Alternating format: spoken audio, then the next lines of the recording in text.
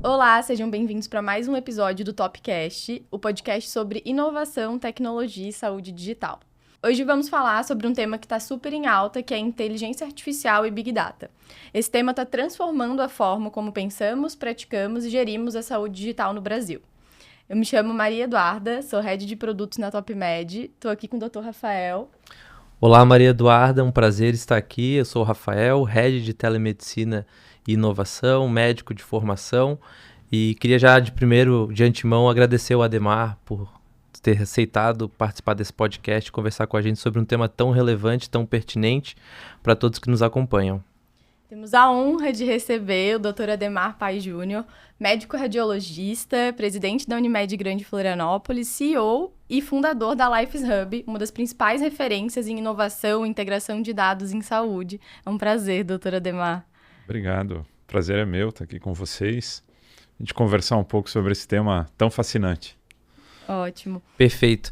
Eu vou já iniciar, então, dando start na nosso episódio. Ademar, te perguntando um pouquinho sobre a sua carreira. Eu gosto sempre que o convidado ele gaste uns minutinhos contando pra gente como é que chegou até aqui, onde que começou esse processo de inovação, carreira executiva. Se puder contar um pouquinho, compartilhar pra gente. Claro. Bom, eu sou natural de Florianópolis, né? Tive a minha formação aqui na Universidade Federal de Santa Catarina, né? Fiz medicina. E o início da minha carreira foi uma carreira clássica de medicina, né? Eu fiz residência médica, fui para São Paulo, fiz residência médica, depois fiz mestrado, fiz doutorado, né? Dei aula em congresso, escrevi capítulo de livro, depois escrevi livro e assim por diante. Mas eu, desde o início da minha carreira, até que eu terminei a residência e voltei para Florianópolis em 2004. Era um período que Florianópolis estava despontando como uma referência em tecnologia, startups, inovação. O Guga já era campeão de Roland Garros, a gente estava no mapa, né, do país e do mundo. E eu fui trabalhar na Clínica Imagem, que eu trabalho até hoje, né, como radiologista. E a Clínica Imagem, já naquela época, já era uma referência em tecnologia em saúde, né?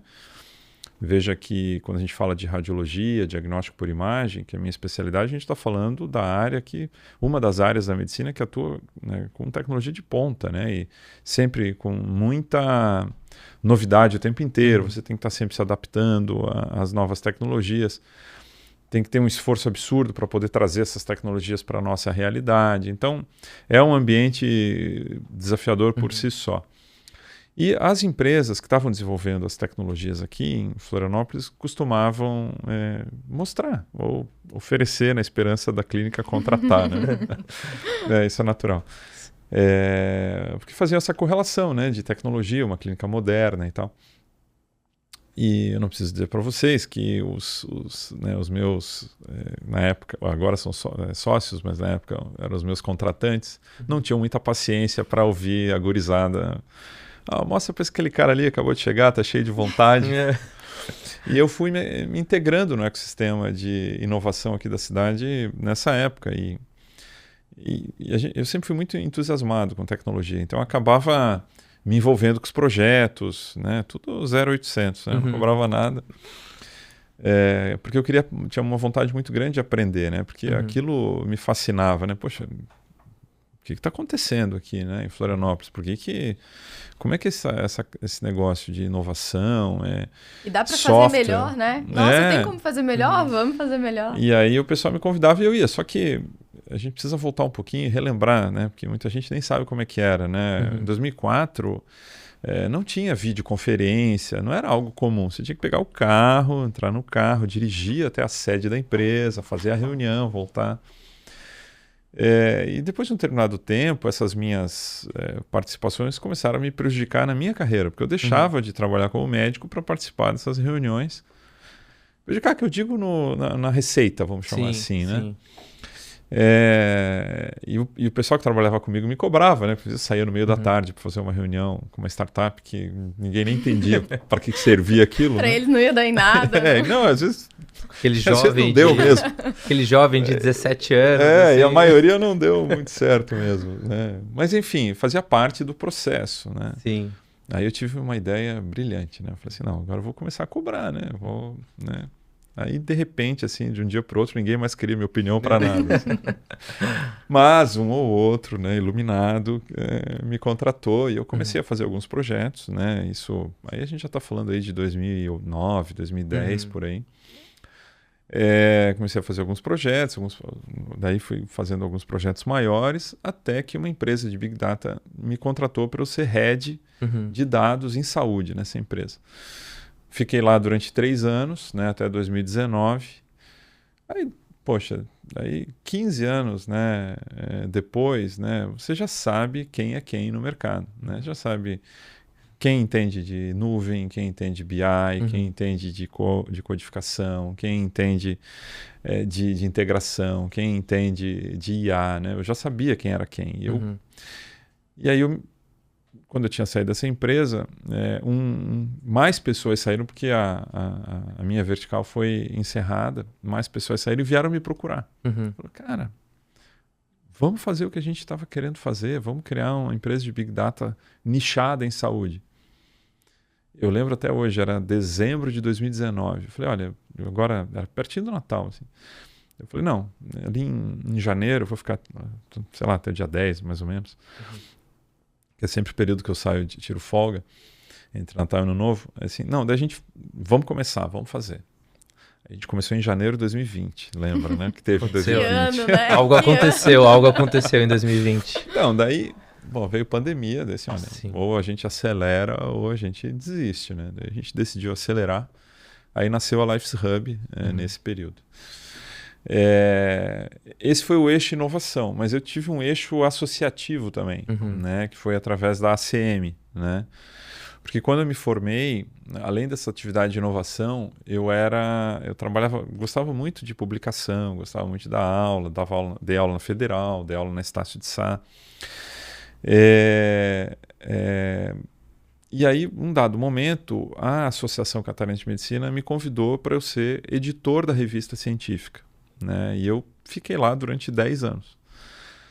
Aí, depois de uns 10 anos lá como editor, ali em 2017, né, eu me candidatei com a presidência, já estava há 10 anos, conhecia bem, e me tornei presidente da ACM. E nessa época eu estava fazendo um MBA executivo, eu lembro até hoje. Assim, foi assim, um dos períodos mais loucos, porque eu era presidente da CM, fazia um MBA executivo internacional. Na GV isso? O meu MBA ele era um consórcio de 5 universidades, né?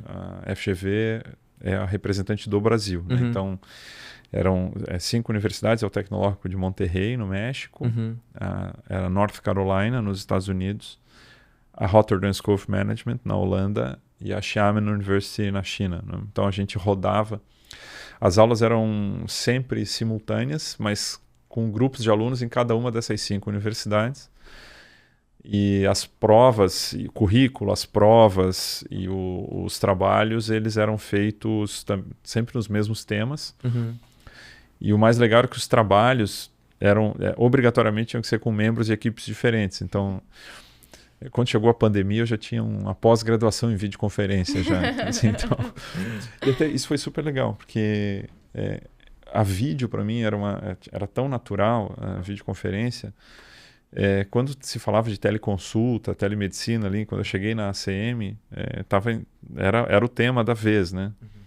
Mas eu lembro que daí teve uma mudança teve eleição no CFM, saiu uma legislação, aí teve uma eleição no CFM, aí os novos entrantes cancelaram a resolução, aí logo em seguida veio a pandemia e todo mundo aceitou a teleconsulta. Mas eu já, como presidente da CM, antes da pandemia, eu já fiz vários fóruns de discussão, né, para desmistificar um pouco, né, que era um tema que nos Estados Unidos, por exemplo, já estava super maduro, né? Sim. Então, e aqui no Brasil a gente estava discutindo muitas coisas, mas aí a pandemia obrigou todo mundo a fazer e o vírus deixou todas as discussões de lado. Estava muito claro que ia acontecer, só precisava de um empurrãozinho. Não precisava ser uma pandemia mundial, mas... Mas eu estou falando há muito tempo aí da minha carreira. Não, mas aí a Lifes Hub foi crescendo e aí, a partir da Lifes Hub, novos projetos surgiram, né? Como a própria Mormai Mais Saúde, né? A gente acabou atendendo, né, todo o setor privado, a gente atende a Anvisa, né? Então tem uma série de consequências aí decorrente disso, mas teve um começo assim meio lógico até. Sim, são quase 2 décadas trabalhando com inovação, desde 2004. Exatamente. Acredito que num ambiente onde poucos olhavam para isso, né? Sim. Ainda mais no meio médico. Hoje já está mais pulverizado, o entendimento sobre o tema, tanto de gestão como inovação, é algo que faz parte, talvez, dos mais antenados, mas antigamente acho que era um voo solo aí, né? Quase solo. Assim, o que você está fazendo?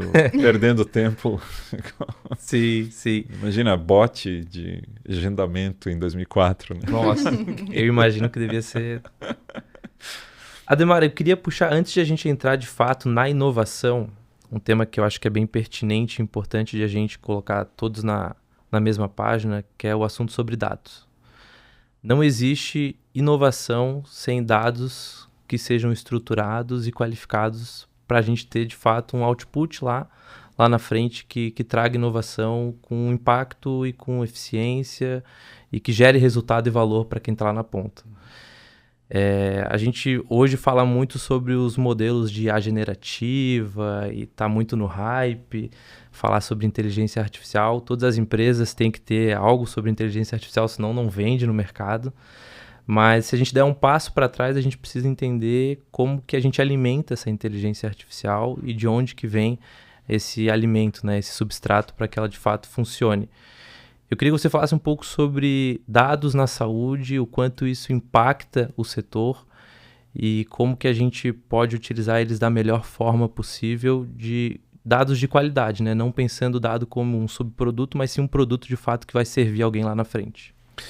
Isso é super interessante porque dentro da saúde a gente acaba identificando alguns eixos mais relevantes na área de inovação. A gente tem área de inovação na indústria de equipamentos, né? Então, vou desenvolver uma bomba de infusão, uma ressonância magnética, um carrinho de anestesia avançado. Ok, isso indústria de equipamentos. Aí você tem uma área muito forte que é de farma e biotech, né? Então você tem drogas, exames, ensaios genéticos, marcadores, né? Então, toda essa área de biotech. E a gente tem toda a área de dados, né, que os principais produtos acabam girando em tecnologias de informação e comunicação, né? Então, aqui a gente tem Big Data, a gente tem todos os aplicativos de comunicação, né? Mas o substrato para esse grupo, que no Brasil é o que está se desenvolvendo mais, né? E Florianópolis, a grande Florianópolis não é diferente. O substrato principal são os dados, né? E é muito interessante porque a inteligência artificial ela está aí desde 1956, né? Mas alguns fatores fizeram com que ela agora, nesses últimos tempos, tenha inundado todos os discussões, estratégias empresariais, artigos, podcasts e assim por diante.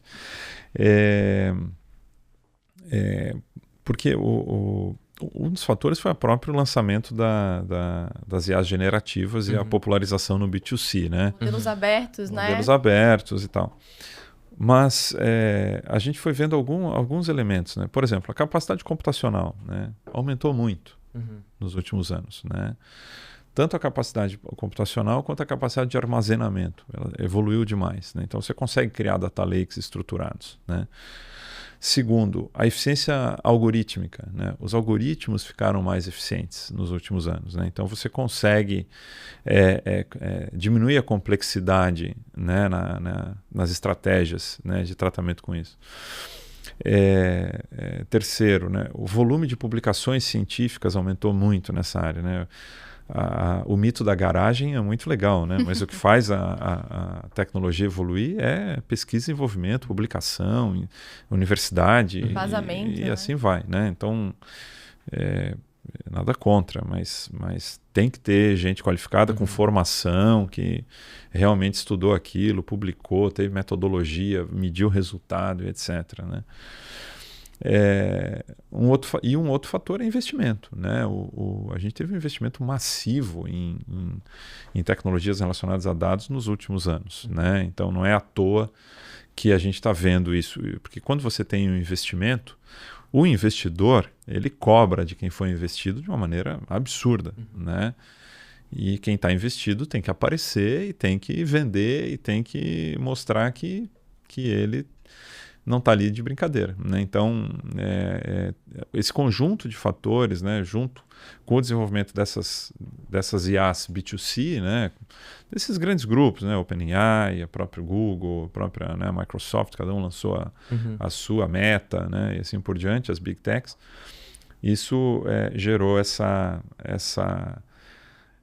só que a consequência é que gerou uma certa ansiedade nas próprias empresas, né? Hoje, se você pegar, tem alguns estudos bem interessantes, tem um artigo da McKinsey que fez um levantamento com C-levels e founders de empresas não relacionados a IA e Big Data, né?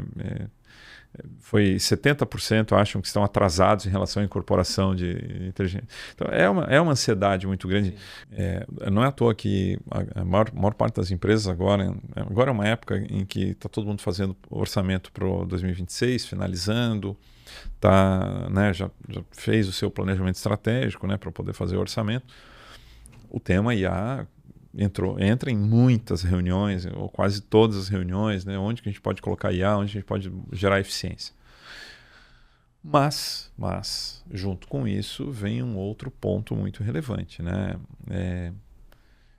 Como que você vai gerar IA de acordo com o nível de maturidade que a empresa tem em relação a dados, né? Porque desde que a ciência da computação surgiu, né, ela tem 3 etapas principais: input, processamento e output, né?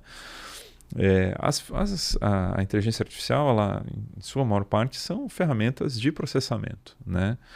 E se você não fez, né, o dever de casa de organizar os seus dados, né, que permita que eles sejam estruturados, armazenados adequadamente, né, você não vai conseguir fazer uma operação de IA para extrair todo o potencial que o seu negócio, a sua empresa tem, né? E aí o output vai ser, né, que é o substrato daí para uma tomada de decisão, para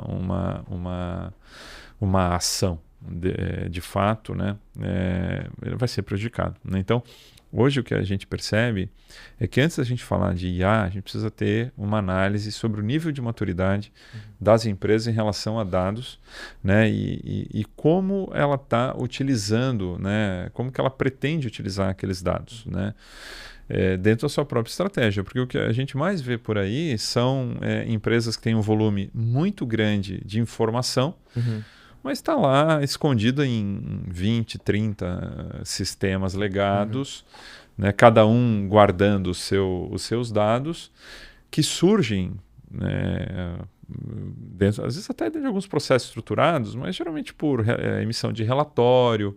Né? Não, vamos tirar um relatório do sistema tal. Né? Exatamente. Muitas vezes se informatiza o processo, né? Faz uma prescrição eletrônica, um prontuário eletrônico, uma alta hospitalar de forma eletrônica, mas o dado ele é guardado muito mais por uma norma, por uma regulamentação, e não pensado em decidir lá no futuro, basear as decisões e, de fato, estruturar um processo que vá de fato melhorar a eficiência da operação lá na ponta. Então, o dado, como eu falei, tem até um livro, né, que é dado como um produto e não como um subproduto. Subproduto é como se a gente fosse serrar uma madeira e a serragem que cai é o dado, mas a gente não está procurando o dado, a gente está serrando a madeira, na verdade. Tem que repensar, pensando em qualidade, padronização, interoperabilidade, que é algo que poucos ainda olham para isso no mercado, né? Não, exato, perfeito. E as pessoas confundem muito, né, esse terceiro, né, equipamentos, farma e biotech, e esse terceiro grande grupo, a gente chama, que pode chamar de digital, né? não é paperless, né? Paperless é uma coisa, né? Assim, olha, eu quero... Não, ninguém mais vai usar papel aqui. Nós somos uma empresa digital. Cara, isso é uma coisa. Assim, ó, você tirou o papel da operação, parabéns, selo ESG, aquele negócio todo. Mas, ok, e esses dados? O que eu vou fazer com esses dados? Como esses dados podem melhorar a eficiência da minha empresa? Como esses dados podem gerar produtos, né? Ou seja, gerar receita para a minha empresa? E como que ele vai entrar na minha estratégia, né? Ou seja, estratégia de longo prazo, seja estratégia para aquele ano fiscal.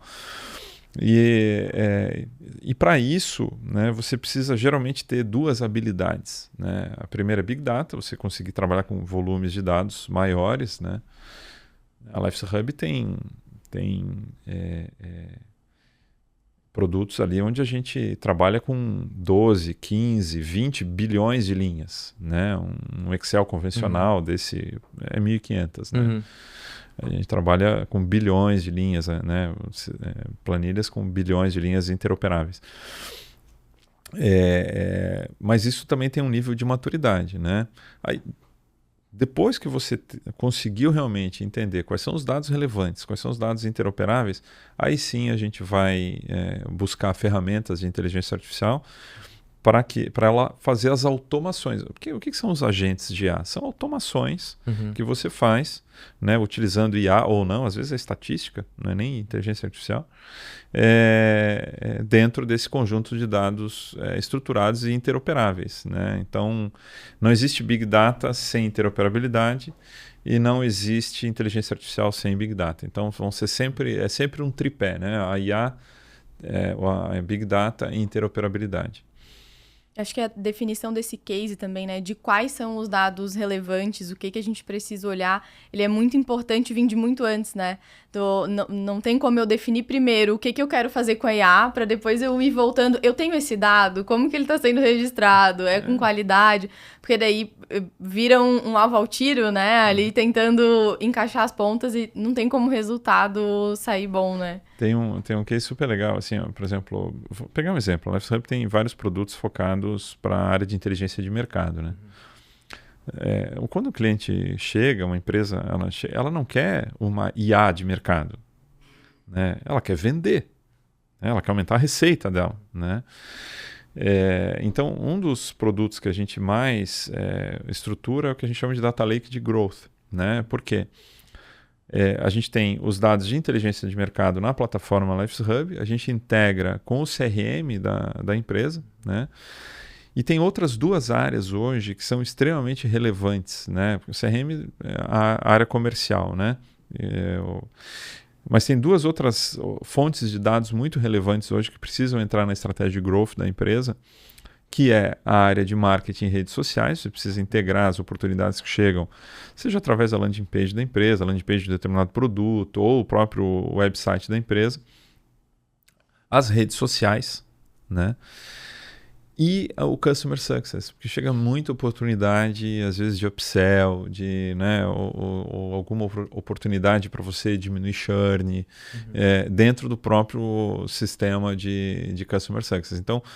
Então eu quero fazer o Big Data da minha empresa. Você não precisa pegar todos os dados da tua empresa e criar um data lake gigantesco e pagar fortuna de nuvem para Azure ou para AWS, etc. Não, você pode, olha, eu tenho uma estratégia, eu quero entender o que há de melhor, né, em termos de tecnologia e utilizando os meus dados. Bom, então, primeiro a gente vai fazer o seguinte, vamos organizar os sistemas, vamos criar um data lake dedicado para essa estratégia, vamos fazer uma interoperabilidade entre esses sistemas e vamos fazer automações por IA ou não, né? Pode ter IA,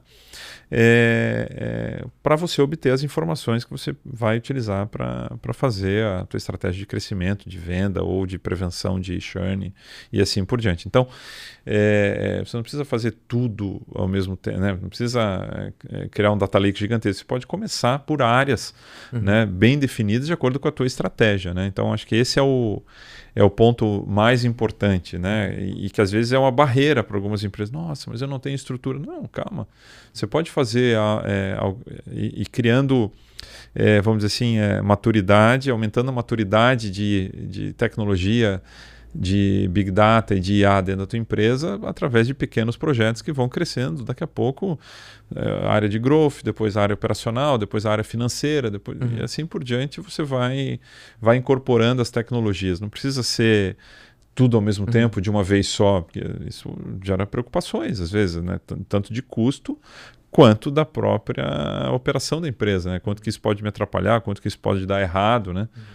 E é muito interessante porque às vezes você chega numa empresa que está indo bem, né? Então você chega num cliente, tem aquela empresa que está indo mal, que às vezes não tem recurso para investir em tecnologia, e tem a empresa que está indo bem, que tem recurso para investir, mas fica um pouco preocupada de assim, poxa, eu vou mudar o time que está ganhando, né? Um exemplo clássico, né? Você vai levar essa tecnologia de growth para uma empresa, tem que tomar muito cuidado de como se apresenta, né? Porque às vezes você chega, por exemplo, para o CEO da empresa, né? Ele chama o diretor comercial, né? Fala assim, olha só, essa tecnologia aqui de IA, né? Aí o diretor comercial, putz, grila, né? Faz 10 anos que eu bato meta em cima de meta, agora esse iluminado traz a solução para a minha área comercial. Que eu tô fazendo errado ainda. Então tem que saber, né, como fazer isso e engajar de uma maneira adequada, né, mostrando que é um avanço, mas sem desmerecer o trabalho de ninguém, né? Existem ainda barreiras, né, de incorporação tecnológica nas empresas, é muito comum isso. É até bom ter colocado esse ponto, Ademar, porque eu queria falar um pouco sobre cultura de dados dentro das empresas. Puxando um lado um pouco mais para o médico, né? Quando a gente vê um campo todo estruturado de uma anamnese, geralmente a gente procura o campo aberto para passar tudo que a gente precisa de fato. A Duda vive muito isso na empresa, porque o médico ele não tem esse incentivo, de fato, de coletar esse dado, porque talvez ele não veja valor lá na ponta, né? E dado esse cenário, eu queria saber da tua opinião, como a gente consegue, de fato, mover uma rede credenciada, os nossos médicos, ou até a própria operação administrativa, para que, de fato, valorize o dado, né? E produza ele com qualidade. Então, aquela tal da cultura data-driven e tudo mais. Eu acho que o ponto crucial é a forma como você registra a informação, né? É o input primário, né? Então, algo assim que é extremamente importante é como você faz, por exemplo, cadastro. Poxa, cadastro parece uma coisa antiga, uma coisa... Não, mas assim, o cadastro, ele para muitas empresas, é o indexador primário. Então, e a gente sabe que quando a gente trabalha com Big Data, a indexação é tudo, né? Então você pode ter, hoje, por exemplo, a Lifes Hub é uma plataforma multi-indexada, né? O que é uma plataforma multi-indexada? Quando você cruza várias bases, você pode usar como indexador elementos, colunas de várias bases, né? Então, às vezes, quando você vai fazer um Power BI convencional, você tem que escolher um indexador, seja um Kines, um KINAI, um número de CRM, o número de CPF, seja lá o que você escolher. E a gente faz múltiplas indexações, mas poucas empresas têm um nível de informação que conseguem fazer múltiplas indexações. Né? Então, você precisa, na hora que você vai montar, a cultura de dados começa na forma como você vai montar o teu cadastro, né? O que vai ser a minha referência? O cadastro de médicos, vai ser o CRM do médico, vai ser o CPF do médico, vai ser o nome do médico, vai ser... e o paciente? Vai ser o CPF, vai ser a identidade, vai ser a carteirinha do plano, né? Então, são estratégias que você precisa desenvolver um conhecimento em cima disso, porque isso vai impactar lá na frente, né? Como a hora que você for fazer automações, fazer integrações, etc. Só que isso não é o que a gente estuda, que a gente aprende, né? Às vezes quem está preenchendo ali no computador, um cliente que chega numa empresa, se a pessoa que recebeu, né, aquele cliente, não tiver uma cultura de dados, ela pode achar que uma falha ali naquela tarefa não vai comprometer o atendimento, desde que ele seja muito bem atendido, desde que ele saia sorrindo da empresa, satisfeito. Não. Aquela falha na estratégia de dados da empresa pode ter sido uma falha terrível. E é uma falha invisível, que só é corrigido com cultura de dados. E cultura de dados não é para o CEO, não é fazer curso em Harvard de dados, não é isso. A cultura tem que ser da empresa. Tem que treinar desde a recepcionista, na área, as gerências, né, as coordenações, as gerências, as diretorias e o C-Level. Isso tem que estar permeando toda a empresa. Todo mundo tem que estar ciente de que informação é um ativo muito relevante dentro da empresa, né? E isso só se faz com educação, com treinamento, né? Mostrando resultados positivos a partir de um cuidado com essas informações. E a alimentação ela é essencial, né? A forma como você preenche os dados. Até porque eu já vi, todo mundo aqui que trabalha com empresas, que trabalham em tecnologia, sabe, cada vez que você muda um sistema, o risco que você tem de perder dados nessas mudanças. E por que você perde? Né? Porque geralmente a alimentação daqueles sistemas ou a forma, né, como ele foi utilizado não respeitou uma cultura de dados adequada e gerou essas fragilidades. Em geral, o sistema é feito para preservar as informações que neles entram. Mas se você não utilizá-lo adequadamente... Não, e eu estou falando de qualquer sistema, né? Então, a cultura de dados é o respeito que você tem que ter na hora que você insere uma informação. Né? Então, o padrão, né? Como é que você insere o nome, se você faz abreviação ou não, se na hora de colocar um telefone você usa hífen ou ponto. Parece coisas pequenas, mas a cultura de dados desenvolve esse tipo de cuidado, que no longo prazo vai gerar benefícios muito grandes para a empresa. Porque não esqueçam que, embora tenham tecnologias que corrijam essas falhas hoje, né, existem, né, mas ninguém faz de graça, né?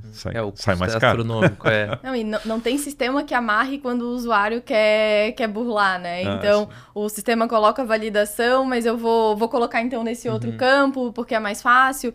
Eu acho que algo que ajuda é focar no output também, né? O propósito, ele guia muito. Então, eu pegar e conectar um médico ao resultado, mostrar para ele um dash e a diferença que faz os dados que ele colocou lá durante o atendimento vai fazer ele dar mais valor quando ele for preencher e fazer um novo atendimento, porque ele vê que aquilo que tem um resultado, que tem um porquê. Para o médico, especificamente falando do médico, agora, cultura de dados para o médico, né?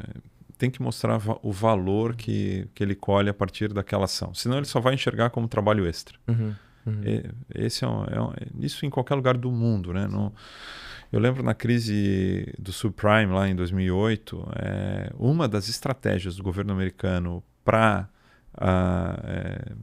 gerar investimento em saúde, né? Saúde foi um dos eixos de investimento, e dentro da saúde, um sub-item de investimento em saúde foi dados. Né? E eles focaram em prontuário eletrônico. Né? Então, mas assim, a gente está falando de bilhões, né? Então, se não me engano, foi 40 bilhões de dólares que os Estados Unidos colocou em prontuário eletrônico. A gente está falando aqui de 200 bilhões de reais. Isso não é brincadeira, isso, né? Então, é muito dinheiro, né? Então, e mesmo assim, patinou e continuou patinando, né?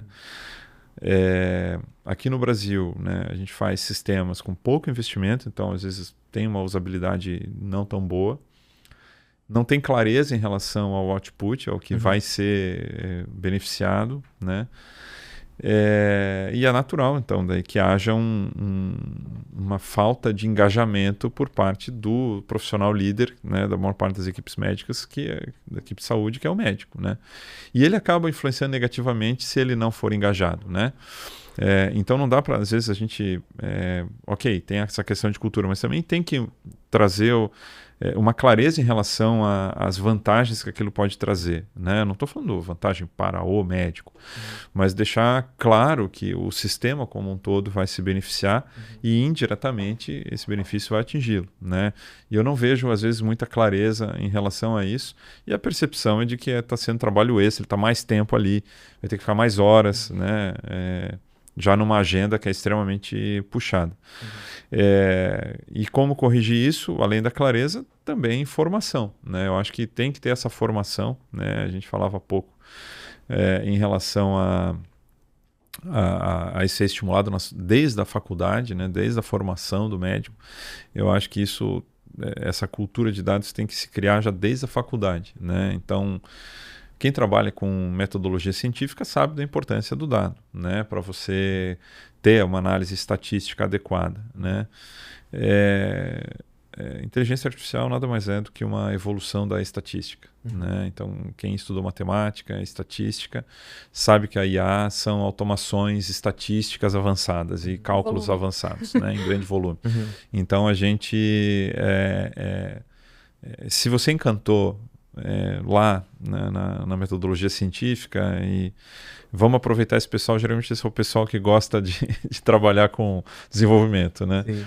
Mas tem o pessoal que lê os artigos e na hora que ele está usando clinicamente, ele fala, poxa, esse trabalho tem relevância científica porque ele tem relevância estatística, tem né, o valor de P é válido, né?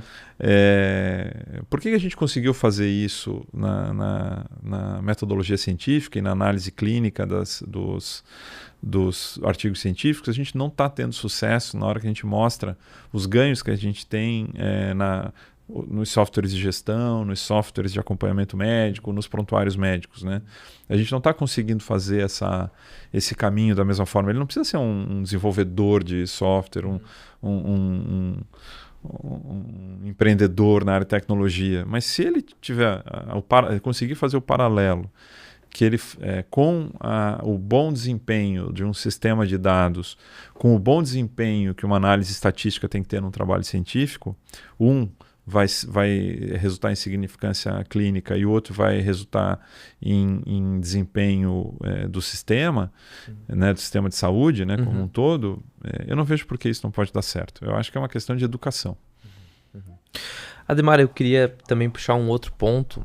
Eu estava lendo esses dias um dado que a OPAS divulgou, né, a Organização Pan-Americana de Saúde, que 80% dos dados que são relevantes para a saúde, na verdade, eles não estão nesse eixo hospital, unidade básica de saúde, na verdade, estão nos determinantes sociais de saúde. Seria moradia, saneamento básico, ambiente como um todo, né, ruas, calçadas. E eu queria entender como é que a gente faz um diagnóstico preciso, ou como é que a gente trabalha uma medicina preditiva, se a gente talvez não esteja olhando para esses dados como um todo e só focado mais no que está descrito no prontuário eletrônico, ou que a gente consegue pegar de uma alta hospitalar. Olha, eu acho isso essencial. E quando a gente olha, né, os dados, a gente vê, por exemplo, no Brasil, a gente tem 25% das pessoas na saúde suplementar e 75% no SUS. E o SUS no Brasil, ele tem vários níveis de, vamos dizer assim, de desempenho, né, enquanto sistema, né?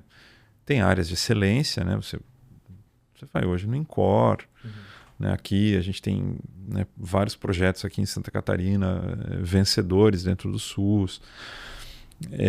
Mas tem áreas em que a gente tem uma dificuldade enorme de exercer o básico, porque são comunidades carentes, às vezes não tem nem esgoto tratado, não tem nem água tratada, não tem transporte adequado, né? Eu tive uma experiência em 2024, eu fui para Moçambique. Moçambique é uma das 10 nações mais pobres do mundo, né? Você vê ali na capital, você vê uma estrutura super adequada, parece uma capital do Nordeste.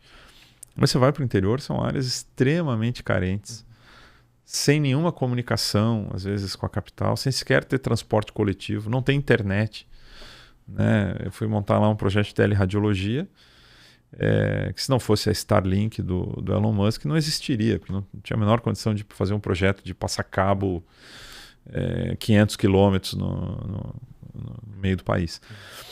E por que eu estou falando isso tudo?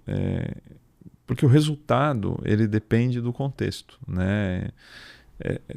Isso é muito interessante, porque às vezes até agora a gente está falando muito sobre novos modelos de pagamento, né? Uhum.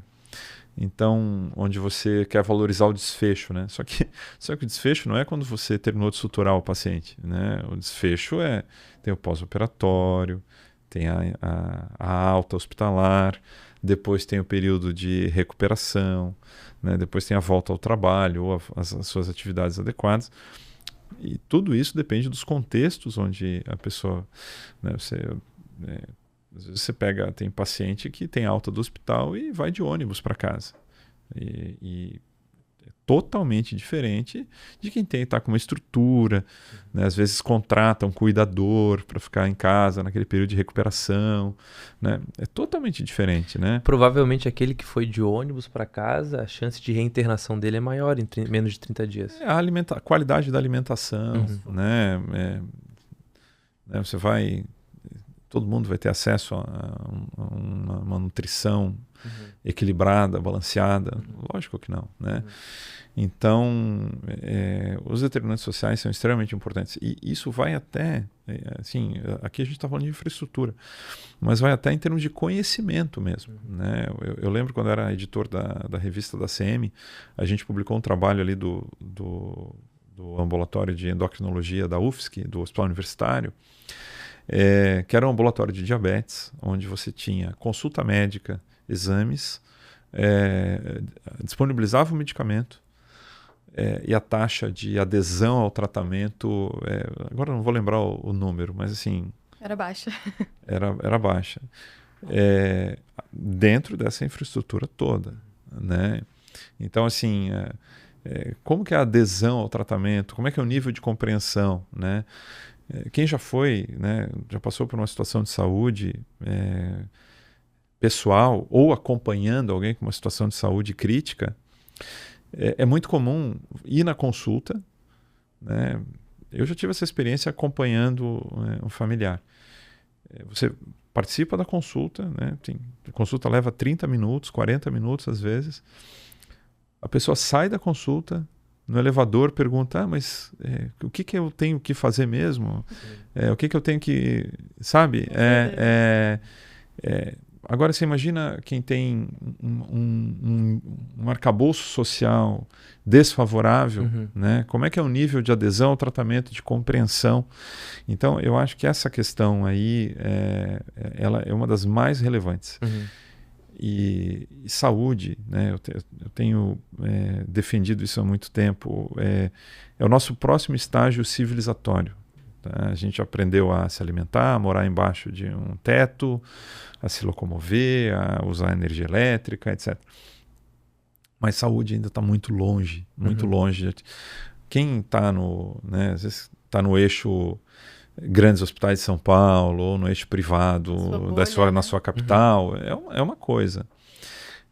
Agora, quando você vai para o interior ou vai para países mais pobres, né, é totalmente diferente, né? É muito precário ainda, tem muito por fazer. Então, quando a gente fala, mas a inteligência artificial vai substituir o profissional A, o profissional B, gente, tem tanto por fazer.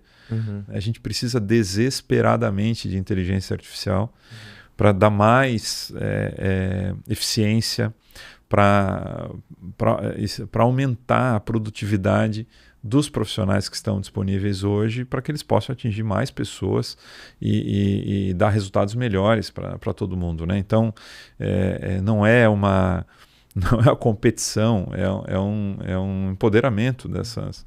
Empoderamento é uma das palavrinhas... Buzzwords, né? Falei. Não gosto, saiu sem querer. Tá garantido o engajamento do episódio. Disruptivo, empoderado. Perfeito. E Ademar, até tocou no ponto do modelo de remuneração e me lembrou de uma frase que o Emerson Gasparetto, ex-CEO da DASA, ele fala que, na verdade... existe meio que um cabo de guerra entre paciente, médico e operadora na hora de ser o cliente do hospital, né?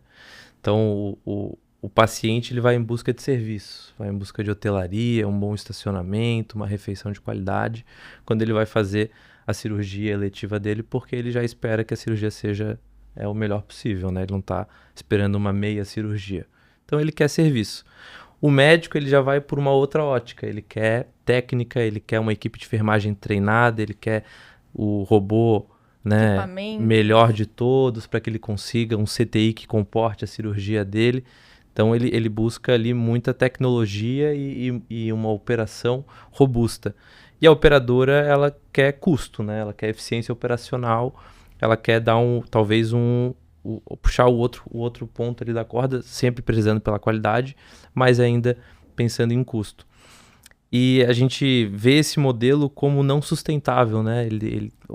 Né, tem vários modelos de remuneração, o fee for service é o mais usual que a gente entende e estuda até hoje, mas a gente vive uma medicina reativa. Então a gente precisa talvez tirar esse paciente do hospital e começar a pensar mais numa medicina preventiva, de fato, né? Para que ele não internalize, para que ele não precise da cirurgia, não precise, de fato, de tanto suporte ali na hora. E eu queria te perguntar sobre isso, sobre medicina preventiva, preditiva, enfim, essa questão dos IoTs, dos wearables, esse monitoramento contínuo, como é que tu enxerga isso pensando em sustentabilidade do sistema? Eu sempre falo assim, né? O sistema não vai acabar, né? Mas várias empresas vão, se continuar assim, né? Porque algum sistema vai surgir a partir da quebradeira das empresas, né? Porque todo mundo vai continuar precisando de saúde, todo mundo vai continuar precisando de médico, de medicamentos, etc. Uhum. Tem um americano que é o Dinesh D'Souza, um cara, depois ele acabou indo mais para um lado de polêmica, mas no começo ele falava muito de saúde, né? E ele dizia que nesse tripé, hospital, operador e paciente, sempre que dois se juntavam, o terceiro era prejudicado, né? Então, quando o paciente se juntava com o hospital, a operadora saía perdendo, quando o hospital se juntava com a operadora, o paciente saía perdendo e assim por diante. Porque é um cabo de guerra mesmo, porque a gente está falando né, que saúde é extremamente complexo e ela não tem assim muito limite, né?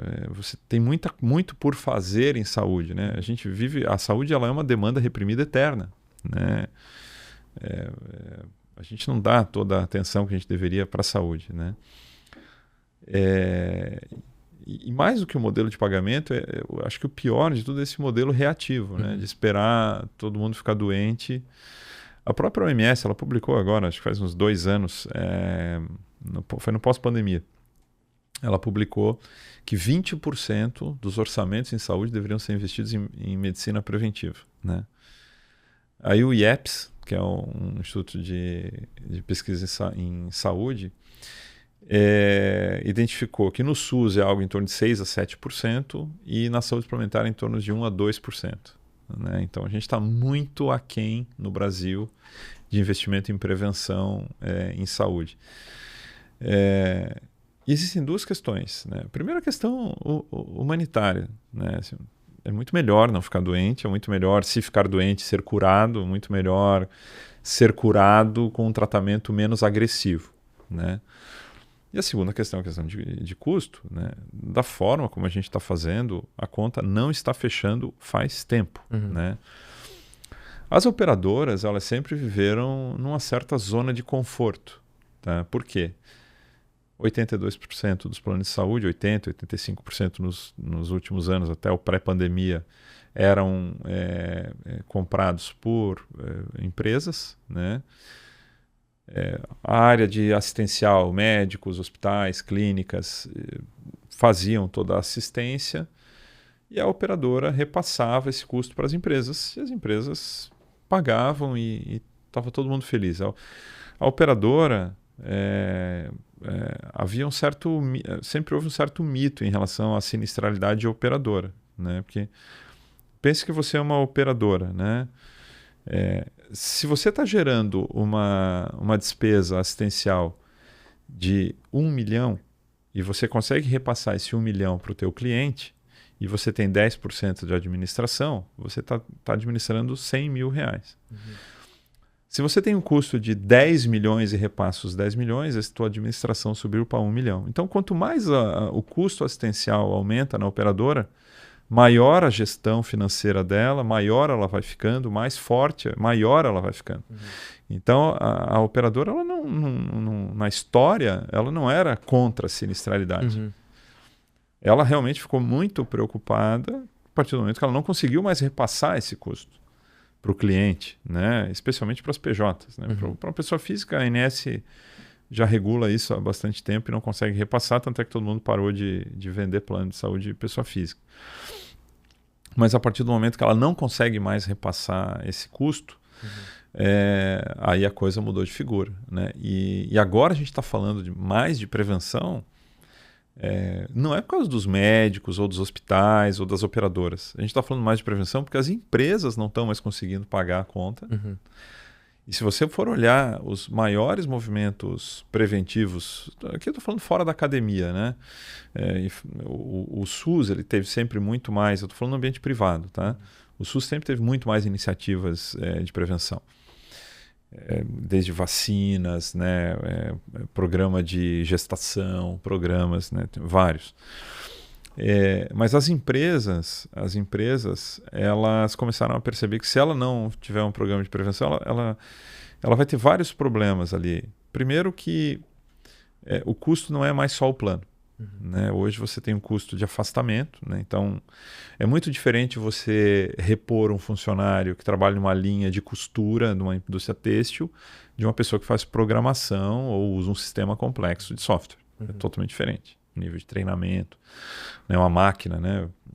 Tem máquina que o application da máquina, que é o treinamento para quem usa a máquina, é $500 a hora. Né? Então, essas máquinas de automação industrial. Então, você tem esse custo de substituição. Você tem seguros, fator acidentário de trabalho. Somando isso, tem custos trabalhistas de afastamento, né? Custos jurídicos. Então, somando isso tudo, o custo agregado ele quase se equipara ao custo do plano de saúde. Então, esse é um ponto. E o segundo ponto é que o funcionário, o colaborador, seja lá como for a forma mais atual de chamar, quando ele está com a sua saúde em dia, quando ele está fazendo atividade física, ele fica mais produtivo. Né? Todo mundo que atua... aliás, todo mundo que cuida da própria saúde sabe, você fica mais produtivo quando você está com a saúde melhor, está fazendo atividade, está dormindo bem, está se alimentando adequadamente. Você passa uma semana comendo numa lanchonete fritura, sem fazer atividade física, e compara com uma semana se alimentando de uma maneira adequada, dormindo bem e fazendo atividade física. Muda totalmente. As empresas perceberam. E a gente tem também um benefício tecnológico hoje. A gente estava falando voltando aos dados, sempre. A gente sempre vai voltar aos dados. Antes dos celulares, né, e toda essa revolução de conectividade que a gente teve, a geração de dados em saúde era vamos dizer assim, um monopólio de centros de saúde. Né? Onde você gerava dados em saúde? Tinha que ser num hospital, num consultório médico, numa clínica. Você tinha que ir até a clínica, qualquer dado, você era obrigado a ir numa consulta, o teu dado era anotado num prontuário, você era obrigado a fazer isso. Às vezes físico, que ficava dentro de um envelope pardo, exatamente, guardado numa gaveta. E olha, e às vezes o pessoal...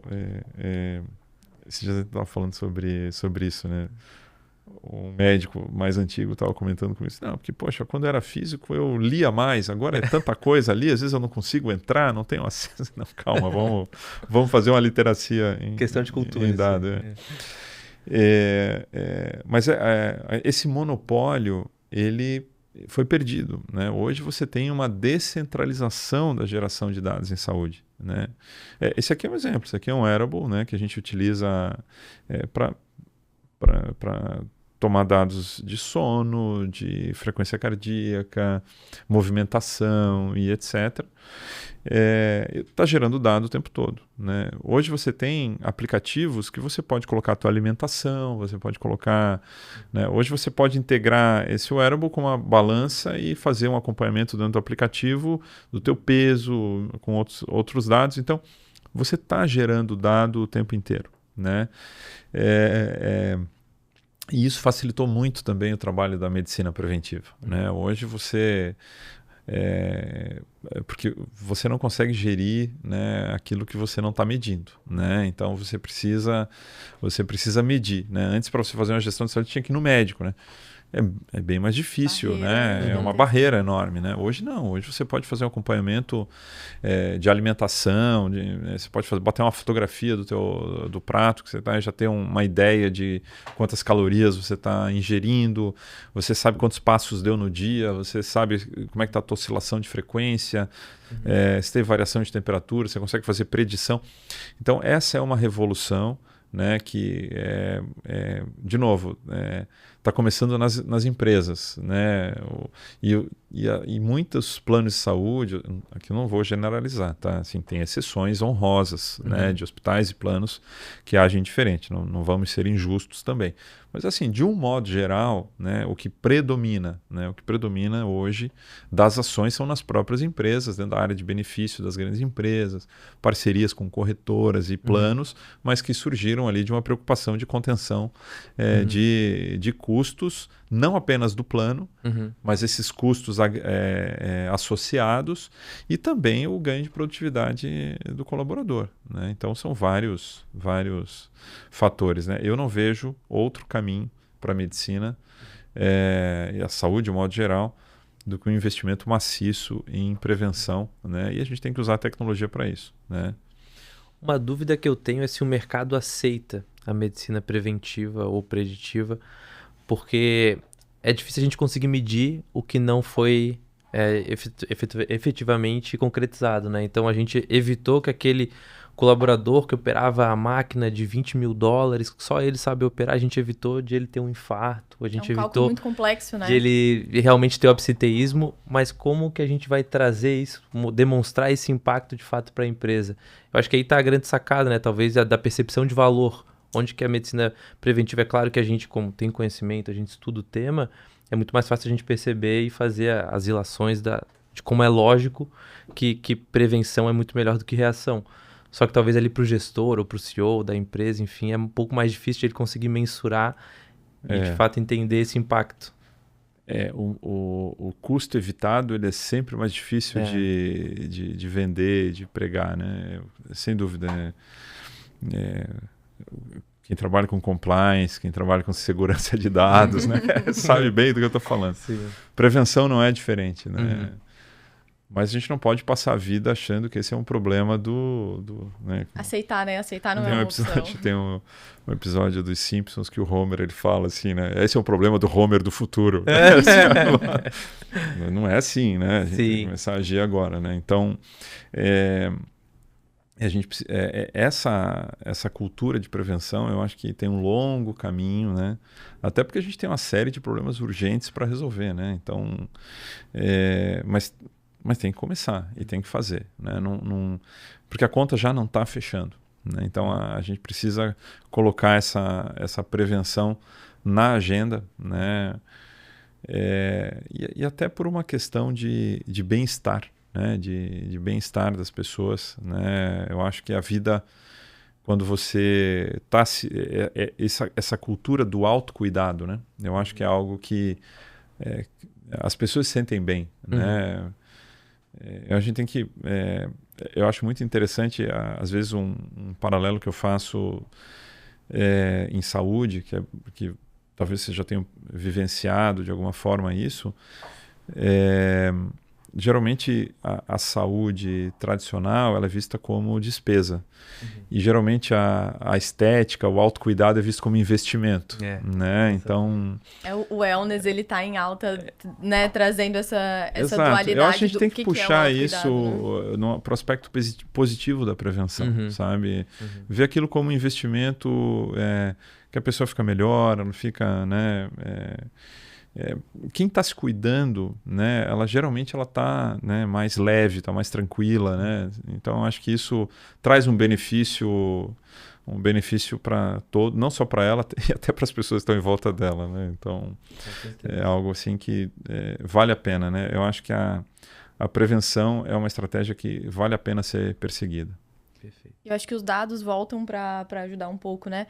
Se eu conseguir mostrar, materializar para um gestor, de fato, o que ele vai estar salvando, o valor que vai ser entregue, ainda fica para o futuro, mas é muito mais palpável. Acho que a dificuldade é que hoje tá tão fragmentado, tá no plano de saúde, tá no absenteísmo, tá no turnover, tá nas possibilidades que fica difícil. Mas se eu tiver esses dados consolidados ali, eu conseguir mostrar para ele em números, acho que aproxima. Isso aí que você acabou de falar é essencial, porque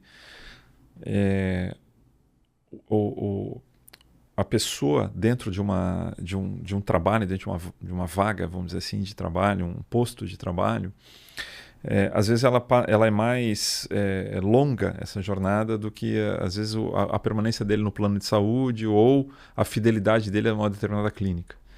Então, as pessoas assim, fazem exames em várias clínicas diferentes, vão em vários hospitais diferentes, vão em vários médicos diferentes, mas assim, o elo de ligação, às vezes mudam o plano, às vezes a empresa muda o plano, mas o elo de ligação às vezes é o posto de trabalho dele. Né? Então, esse é um ponto positivo para iniciativas nas empresas. Uma das iniciativas que tem sido bastante interessantes é dentro da própria indústria, que são vagas de trabalho que tem um período, né, de manutenção na mesma vaga maior do que comércio, varejo, etc. Né? Então, eu tenho visto alguns projetos de prevenção muito interessantes na área de saúde da indústria, aproveitando esse período mais longo, né, de relacionamento com a mesma empresa, com o mesmo posto de trabalho, porque você fazer, como você acabou de falar, as informações ficam muito fragmentadas, porque você faz o exame de sangue num laboratório, faz o exame de imagem no outro, vai num médico especialista num consultório, e nenhum deles com nenhuma relação, nenhuma integração. O elo de ligação, às vezes, é a empresa. Né? O próprio plano muda, né? Então, a empresa, às vezes, troca, tinha um certo plano, e depois ele recebe uma promoção, ganha um outro plano, e assim vai. Essa questão do custo evitado até me lembrou. A Top Med, ela fez um estudo em 2024 sobre o impacto ambiental da telemedicina. A gente foi a primeira health tech brasileira a, de fato, medir isso de uma forma auditável, com padrões internacionais, e o resultado foi bem marcante. Assim, a gente fez com mais ou menos 814 municípios, se não me falha a memória, 580 profissionais e uma amostra de 250 mil atendimentos de tele. E a gente viu que a gente conseguiu economizar 540 toneladas de carbono, de emissão de carbono, né?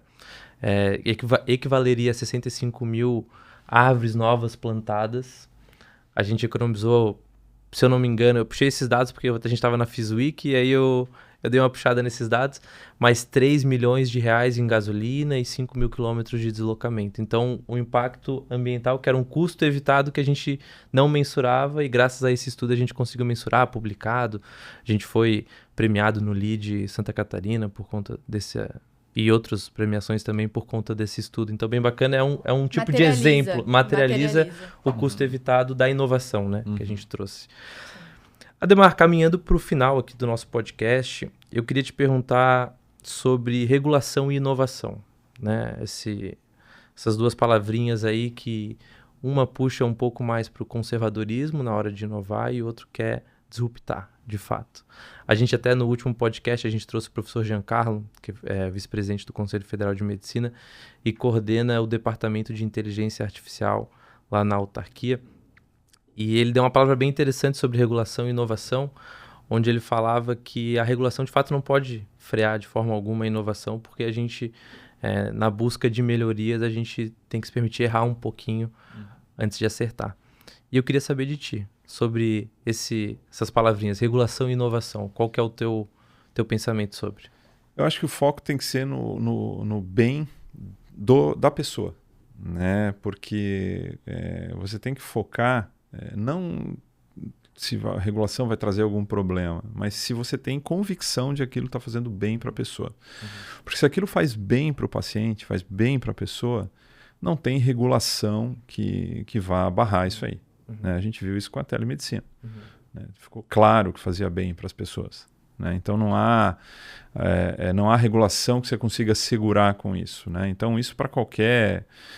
para uma medicação, para uma tecnologia, seja uma tecnologia leve, seja uma tecnologia de equipamentos, não importa. Eu acho que o foco tem que ser na pessoa. Eu acho que quem está desenvolvendo tecnologia, ela não tem que se preocupar com regulação. Ela tem que focar no desenvolvimento do que ela está fazendo e na convicção de que aquilo vai fazer bem para as pessoas. Né? Se ela está convicta daquilo ali, aí a discussão da regulação é outra. Mas aí você vai para a discussão da regulação com argumentos absolutamente sólidos.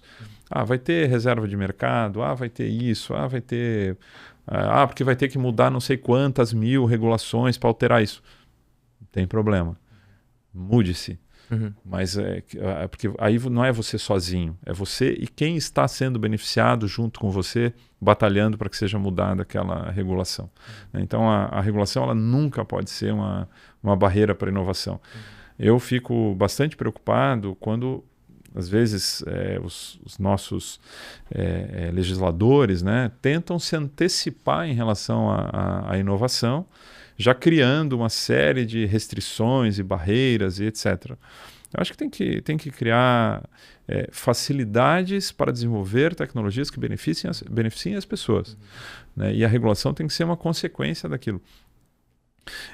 Mas, por exemplo, a gente precisa criar uma regulação que limite a troca de informações, porque isso é um risco às pessoas. Ok, essa é uma regulação necessária, lógico, mas nenhuma pessoa que está desenvolvendo uma tecnologia de inovação que faça esse tipo de... vai estar beneficiando as pessoas, né?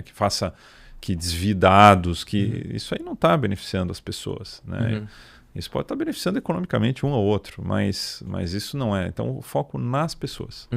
Olha, perfeito. A gente fez um podcast completo aqui. Permeamos todos os temas, dados, inteligência artificial, interoperabilidade, cultura, modelo de remuneração, regulação, inovação. Ademar, obrigado por ter participado com a gente desse podcast. Obrigado pelo teu tempo. Foi muito proveitoso. Acredito que todos que estão nos escutando ou nos vendo aqui no podcast, tenho certeza que gostaram muito do conteúdo que foi ofertado. Duda. Eu tenho só a agradecer também. Eu acho que assim, eu já tinha uma admiração enorme. Esse bate-papo trouxe aumentou ainda mais. Acho que a gente falou apenas sobre assuntos extremamente relevantes, mesmo tendo partido aí de um específico de dados, a gente conseguiu ali aprofundar em muita coisa. E obrigada, foi incrível. Obrigado pelo convite, obrigado a todo o time do Topcast, obrigado ao time da TopMed e vamos construir aí um futuro melhor e usar a tecnologia para isso, né? Com certeza. Obrigado.